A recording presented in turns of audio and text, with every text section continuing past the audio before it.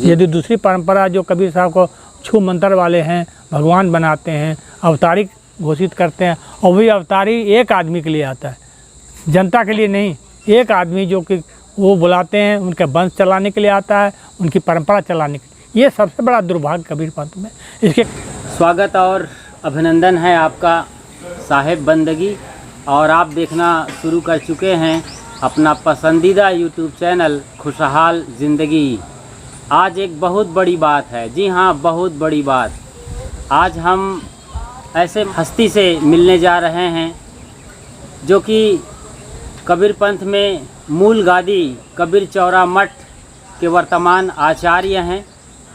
तो आप सदगुरु कबीर की जन्म धरती आपको लिए चलते हैं बनारस, जिसे काशी कहा जाता है, गंगा किनारे आश्रम, और वहाँ पर विराजमान हैं आचार्य विवेक साहेब जी।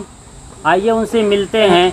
और वो आज पूरी दुनिया में तकरीबन 40 देशों की यात्रा कर अपना प्रचार प्रसार कर रहे हैं। सदगुरु कबीर साहब को देश दुनिया के कोने कोने में पहुंचा रहे हैं।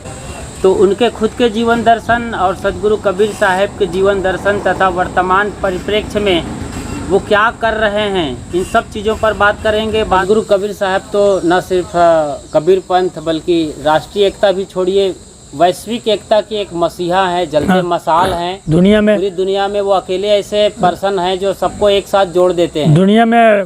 लेकिन सवाल ये है कि कबीर पंथ में इतने तमाम फिरके और परंपराएं बन गई हैं, परंपरा बन गई है। और कबीर साहब को बहुत जो व्यक्तित्व है, कबीर साहब का जीवन का जो व्यक्तित्व है मध्यकाल का, वो व्यक्तित्व यदि हम उनको निकाल दें तो व्यक्तित्व नहीं रह जाता है, पौराणिक हो जाता है। जिसके माने से कबीर साहब के आदर है, जिसके माने से कबीर साहब का विचार है। यदि दूसरी परंपरा जो कबीर साहब को छू मंत्र वाले हैं, भगवान बनाते हैं, अवतारी घोषित करते हैं, और वही अवतारी एक आदमी के लिए आता है, जनता के लिए नहीं। एक आदमी जो कि वो बुलाते हैं, उनके वंश चलाने के लिए आता है, उनकी परंपरा चलाने के लिए। ये सबसे बड़ा दुर्भाग्य कबीर पंथ में। इसके खिलाफ हम तो आह्वान करते हैं, कबीर पंथ के लोगों को जंग छेड़ना चाहिए, आंदोलन करना।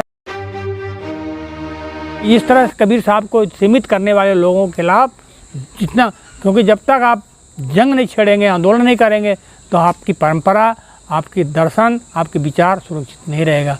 दुनिया में देखते हैं जो लोग, चाहे सिखों के ले लीजिए जी, तो इस तरह से कबीर पंथ इतना विशाल है, हमारे इतने लाखों साधु हैं, और इस तरह के लोग कबीर साहब को अपमानित कर रहे हैं, कबीर साहब को छोटा बना रहे हैं, कबीर साहब को सीमित कर रहे हैं। उसके खिलाफ एक जंग आंदोलन होना चाहिए। और वो आंदोलन मैं आह्वान करता हूँ कि हमारे कबीर पंथ में जो युवा साधु हैं, पढ़े लिखे हैं, इसके खिलाफ आवाज़ उठाएं और बोलें कि कबीर साहब एक आदमी के लिए नहीं होता है, वंश चलाने के लिए कबीर साहब का कोई मतलब नहीं है। कबीर साहब मानवतावादी संत थे, कर्मकांड और पाखंड के खिलाफ थे, और ये कर्मकांड पाखंड अपने पैर पूजाने के लिए, अपनी परंपरा को सम्मानित करने के लिए कबीर साहब को आकाश से उतारते हैं। ये सबसे दुर्भाग्य बात है। इसके खिलाफ में तो अनेक किताबें आई हैं, चाहे वो हमारे पे केस भी चल रहे हैं, चलने दीजिए। वो तो मुझे अच्छा लगता है कि यदि हमारे किताबों पर एक्शन होता है, केस होते हैं, लड़ाई होती है, आंदोलन होता है, रैलियाँ निकालते हैं, तो ये सबसे अच्छी बात है। जी जी, बहुत अच्छा। कि 10 साल पहले हमने एक विश्व सम्मेलन किया था।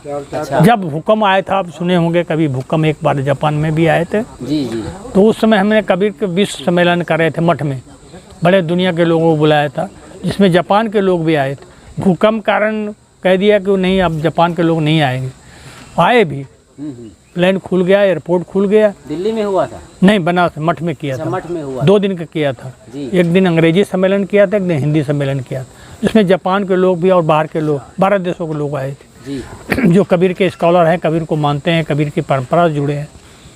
तो बाद में जब हमारा समारोह हिंदी में चल रहा था, तो एक लड़की आई जापान की, तो मैं संचालन कर रहा था, तो कहा गुरुजी मैं कबीर पर बोलूँगा, कबीर पे बोलूँगा। मैं आई हूँ, पिछड़ गया, मैं दिल्ली में देर हो गई, फ्लाइट में देर हो गई, मुझे बोलने की उम्मीद दिए जाए, भैया 2 समय इनको।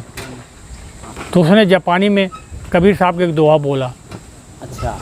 सत बराबर तप नहीं, झूठ बराबर पाप, जाके हृदय साच है ताके हृदय आप। और इसको जापानी में भी किया।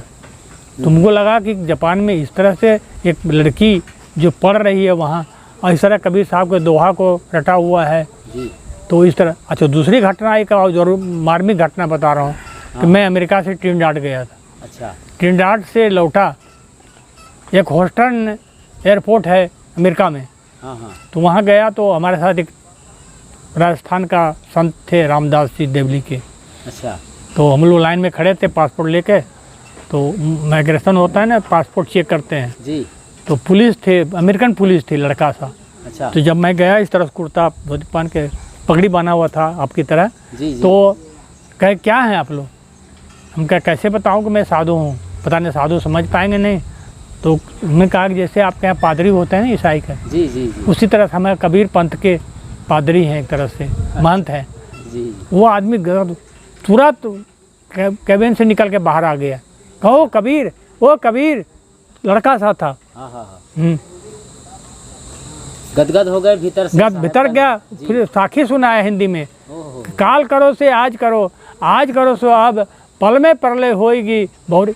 घरे हमारे यहाँ साला हिंदी में हिंदुस्तानी पुलिस एक दोहा नहीं बोलता है, ये अंग्रेज है, कबीर साहब के दोहा बोल रहा है, काल करो से आज करो, और साईं तने दीजिए जामे कुटुंब सवाए, मैं भी भूखा ना रहूँ साधुन भूखा जाए। वो दोहा पर दूसरा बूढ़ा सा था, कहा कि आप ट्रिनिडाड से आ रहे हैं, ट्रिनिडाड से आ रहे हैं। उनका ओके, हाँ हाँ, ट्रिनिडाड में चपाती, मतलब हमारे पूरब में रोटी को चपाती कहते हैं। जी जी जी। तो वहाँ चला है चपाती, चपाती, हाँ आप चपाती खाए होंगे वहाँ ट्रिनिडाड में। हम कहा हाँ, चपाती तो चलता ही रहता है। तो वो आदमी लड़का था जो पुलिस ने साखी सुनाई, वो केबिन में एक दूसरे पुलिस वाला को रखा, हमारे साथ लगा। वहाँ से मुझे 1 घंटे की फ़्लाइट इंडियानापोलिस जाना था। अच्छा। उसने जाके एयरपोर्ट में बैठाया, प्लेन में बैठाया। देखिए कबीर साहब को विदेशी में, वहाँ विदेशी के पुलिस में कबीर साहब का दोहा किस तरह घर किया हुआ है। इस तरह के लोग में, हिंदुस्तान तो छोड़ दीजिए, बाहर भी आज पूरा रविन्द्रनाथ टैगोर की वजह से दुनिया के विश्वविद्यालय में कबीर छाए हुए हैं, आज भी पढ़ाए जा रहे हैं, जाने जा रहे हैं, और तमाम रिसर्च हो रहे हैं। हमारे यहाँ हज़ारों की संख्या में विदेशी लड़के लड़कियाँ जापान से, जर्मनी से, अमेरिका से तमाम आते रहते हैं, क्योंकि वह सेंटर है कबीर साहब को जानने, कबीर साहब को समझने के लिए। हमारे कबीर चौरा मठ मूलगादी में आते रहते हैं, हम लोगों से कुछ सलाह लेते हैं, कुछ जानते हैं, उनके साथ गाइड होता है, कुछ बातें हमसे पूछते हैं, कुछ हमारे संतों से पूछते हैं। इस तरह कबीर साहब की दुनिया में